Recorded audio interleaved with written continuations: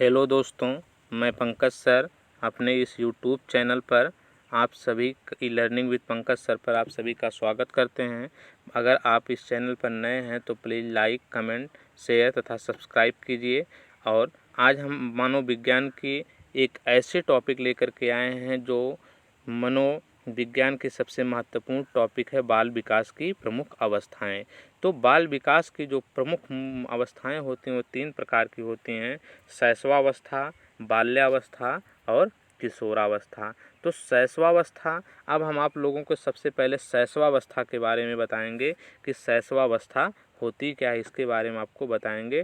तो शैशवावस्था infancy stage जो होता है, सामान्यतः शिशु के जन्म से 6 वर्ष का जो समय होता है, यानी जन्म से 6 वर्ष का जो समय होता है वो शैशवावस्था के अंतर्गत होता है। और जन्म के समय जो बालक का भार होता है, लगभग बालक का जो भार होता है वो 5 पाउंड से 8 पाउंड होता है। 5 से 8 पाउंड होता है। शैशवावस्था में बालक का भार कितना होता है? 5 से 8 पाउंड होता है। और शैशवावस्था में बालक की जो लंबाई होती है वह 20 इंच होती है। और शैशवावस्था को सीखने का अनोखा काल कहा जाता है। इस शैशवावस्था को सीखने का अनोखा काल किस मनोवैज्ञानिक ने कहा था? तो वैलेंटाइन ने कहा था। तो आप याद रखेंगे, सीखने का अनोखा काल शैशवावस्था को किसने कहा था? तो वैलेंटाइन ने कहा था। और इस एज में जो होती है स्वप्रेम की भावना का विकास होता है। और नवजात शिशु में जो हड्डियों की संख्या होती है, नवजात शिशु में हड्डियों की संख्या 270 होती है। और इसमें जो होती है काम की भावना तीव्र होती है लेकिन क्रियाशील नहीं होते हैं। और शैशवावस्था में जो संवेग होता है वह चंचल होता है।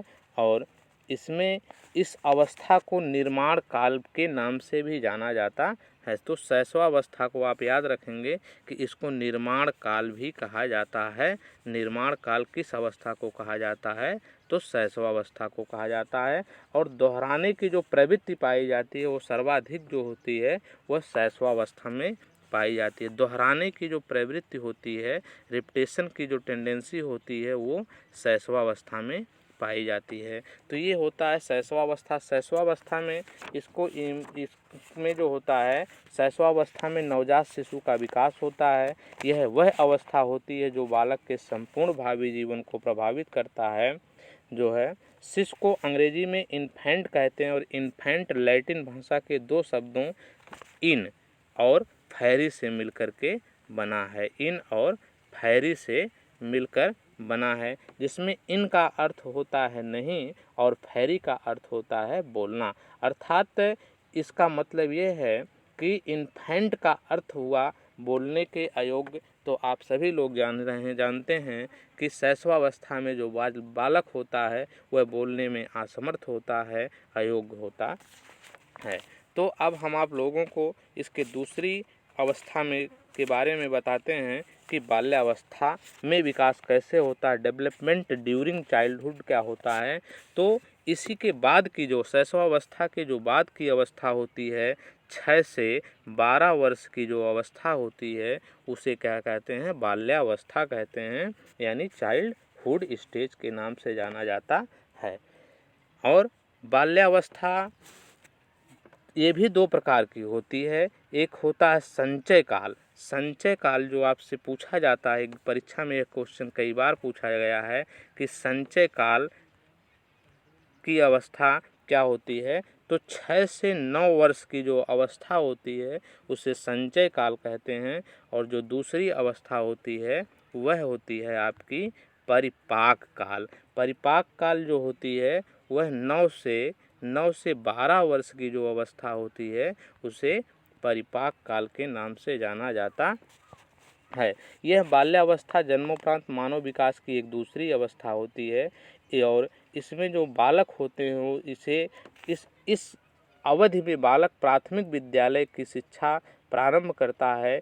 इसलिए शिक्षा शास्त्री इसे प्राथमिक विद्यालय में प्रवेश की अवस्था अर्थात एलिमेंट्री स्कूल ऑफ एज को जो है इसे कहते हैं। और बालक में स्फूर्ति अधिक होती, इसलिए इसे स्मार्ट एज या स्फूर्ति की अवस्था भी कहा जाता है। तो आप याद रखेंगे कि स्फूर्ति की अवस्था यानी स्मार्ट एज किसको कहा जाता है, तो बाल्यावस्था को कहा जाता है। और इस अवस्था को वैज्ञानिकों का यह मानना है, शिक्षा शास्त्रियों का, कि यह गंदी अवस्था यानी डर्टी एज के नाम से भी इस अवस्था को जाना जाता है, क्योंकि वह खेल कूद में अधिक रुचि लेते हैं बच्चे, और खेल कूद में अधिक सक्रिय होने के कारण उनके शरीर में स्फूर्ति रहती है तथा साथ ही भ्रमण करते रहते हैं और धूल इत्यादि उनके लगे रहते हैं, इसलिए इसे इस अवस्था को गंदी अवस्था डर्टी एज के नाम से भी जाना जाता है। और कोल एवं ब्रूस एक जो है मनोवैज्ञानिक थे जिनका नाम था कोल एवं ब्रूस। कोल एवं ब्रूस ने इस अवस्था को संवेगात्मक विकास का अनोखा काल भी माना है। संवेगात्मक विकास का अनोखा काल किस वैज्ञानिक ने माना है, तो इस बात को आप याद रखेंगे, कोल एवं ब्रूस ने। और बाल्यावस्था में जो होती है इसमें सामूहिक प्रवृत्ति की प्रबलता होती है, आत्मनिर्भरता की भावना का विकास होता है, बहुमुखी व्यक्तित्व का विकास होता है, संग्रह की प्रवृत्ति होती है। और रास एक मनोवैज्ञानिक थे जिनका नाम था मनोवैज्ञानिक रास थे। इन्होंने बाल्यावस्था को मिथ्या परिपक्वता की अवस्था भी कहा है। तो रास ने बाल्यावस्था को मिथ्या परिपक्वता भी कहा है। इसमें जो बाल्यावस्था में बालक क्यों तथा कैसे के प्रश्न अधिक पूछता है, इस अवस्था में जिज्ञासा उसके मन में होती है। और स्ट्राइक का मत है कि ऐसा शायद ही कोई खेल होगा जिसे 10 वर्ष के बालक खेलते ना हों। तो बाल्यावस्था में जो है के अंत तक सिर का आकार प्रौढ़ावस्था के सिर के आकार का लगभग 95% हो जाता है। और आप ध्यान देंगे कि शैशवावस्था में हमने अभी आपको बताया कि जो है इसमें अब बाल हड्डियों की संख्या 270 होती है, लेकिन बाल्यावस्था में 270 से बढ़ करके 350 हो जाती है। तो और बाल्यावस्था में लगभग अस्थायी दांत 27-28 अस्थायी दांत निकल आते हैं। और अब हम आप लोगों को जो है किशोरावस्था के बारे में बताते हैं। किशोरावस्था मानव विकास की जन्मोपरांत तृतीय अवस्था जो है वह आपकी है किशोरावस्था, यानी तृतीय अवस्था किशोरावस्था ही है जो है। इसमें हैडो कमेटी की रिपोर्ट में कहा गया है कि 11 से 12 वर्ष की अवस्था में बालक की नसों में ज्वर उठना प्रारंभ होता है, इसलिए कमेटी ने इसे किशोरावस्था का प्रारंभ कहा है। यह अवस्था बाल्यावस्था और प्रौढ़ावस्था के बीच का संधिकाल होता है।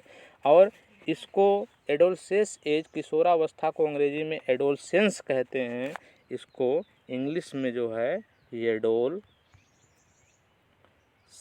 कहते हैं। एडोलसेंस कहते हैं।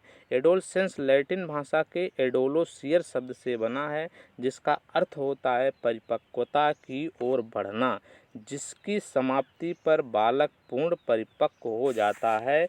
इसलिए वैज्ञानिक स्टैनले हॉल ने इस अवस्था को जो है कहा है कि यह अवस्था बहुत ही संघर्ष, तनाव, तूफान और विरोध की अवस्था भी माना है वैज्ञानिक स्टैनले हॉल ने।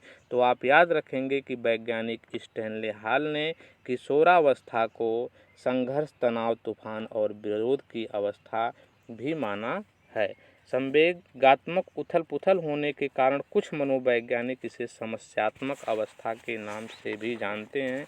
और इस अवस्था में जो होती है समाज सेवा की भावना आती है, मनोरंजन की अभिरुचि आती है, ईश्वर तथा धर्म में विश्वास होता है, अपराध प्रवृत्ति का विकास होता है, मादक वस्तुओं के सेवन की समस्या आती है, वित्तीय समस्या आती है और दिवा स्वप्न की स्थितियां होती हैं, जीवन दर्शन का निर्माण होता है। और इसमें सबसे महत्वपूर्ण बात तो ये होती है कि इस अवस्था में व्यवसाय की चिंता होती है।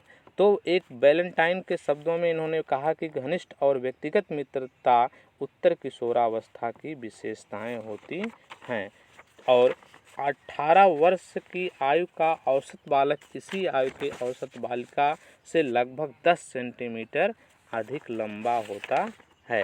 तो आप लोग को अगर यह वीडियो हमारी अच्छी लगी हो तो प्लीज़ लाइक, कमेंट, शेयर और सब्सक्राइब कीजिएगा और हम इसके अगले वीडियो में आपके लिए बहुविकल्पी प्रश्नों को लेकर के आएंगे और आप लोग इसको please like, comment, share, subscribe कर दीजिएगा। Thank you so much.